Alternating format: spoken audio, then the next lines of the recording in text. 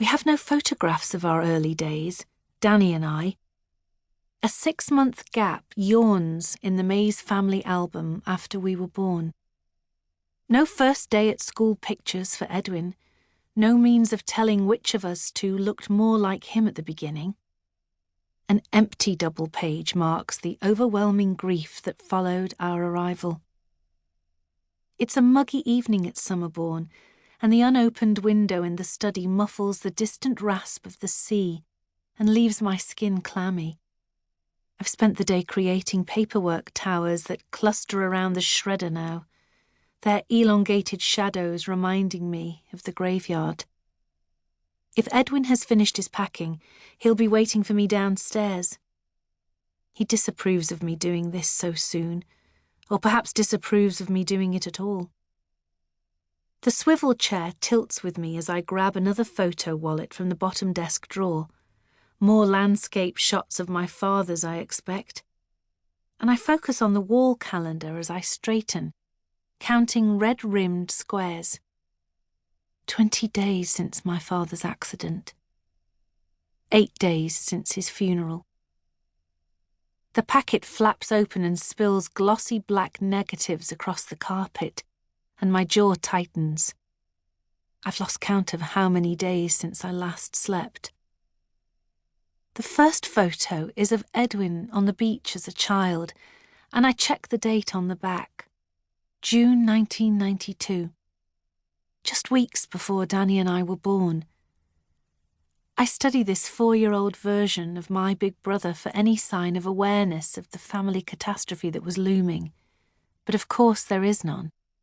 He's laughing, squinting against the bright sunlight, pointing a plastic spade toward a dark-haired young woman at the edge of the image.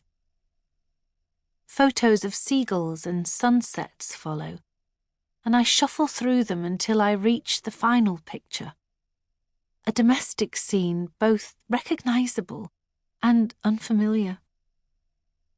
The hairs at the base of my skull prickle, and I hold my breath, and the air in the room presses closer, as if it too is straining to absorb the details. We grew up with no photos of our early days, Danny and I. Yet here is our mother, sitting on the patio at Summerbourne, her face tilted down toward a swaddled baby cradled in her arms. Here is our father, standing on one side of her. Young Edwin on the other side, both beaming proudly at the camera. I bend closer over the image. My mother, before she left us. The details of her expression are hazy, the picture poorly focused, yet she radiates a calm composure from the neatness of her hair, the angle of her cheek, the curve of her body around the single infant. She shows none of the wild-eyed distress that has always haunted my imagination in the absence of anyone willing to describe her final hours to me.